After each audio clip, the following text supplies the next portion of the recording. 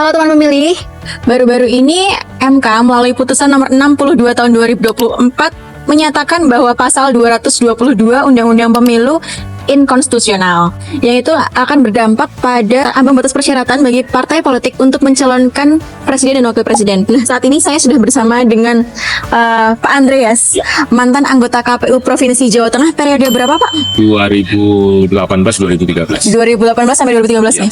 Baik, menurut Bapak sendiri bagaimana sih Pak dengan dikeluarkannya putusan tersebut nanti akan seperti apa proyeksi pemilu selanjutnya? Apakah akan ada plus minusnya? Ya, yang jelas pasti ada plus ya. Yang pertama adalah akan terbuka peluang ke partai untuk mencalonkan siapapun. Iya, betul.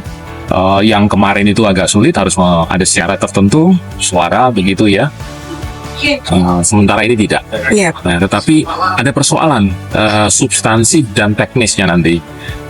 Substansinya adalah partai politik peserta pemilu yang akan datang itu otomatis akan menjadi pihak yang mempunyai kesempatan mencalonkan. Persoalannya adalah apakah sedemikian rupa gampang sebuah partai politik mencalonkan.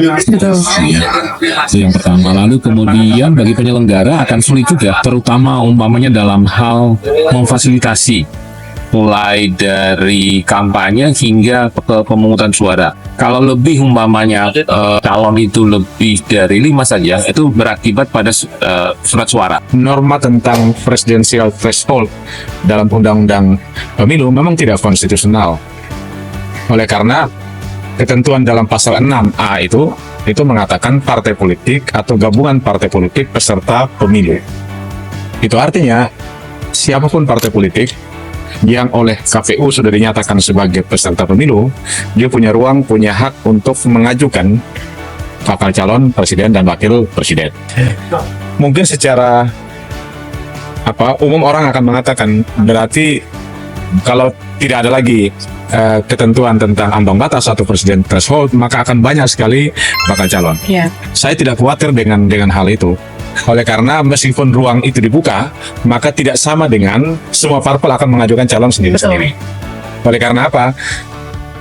Ketika memilih presiden dan wakil presiden, beda dengan memilih kepala daerah, wali kota atau bupati atau gubernur yang secara area itu lingkupnya kecil. Nah, ketika memilih presiden dan wakil presiden, pertama-tama orang akan mempertimbangkan figur. Ya, figur yang layak untuk diajukan. Yang kedua, orang akan mempertimbangkan tingkat keterpilihan dari figur itu.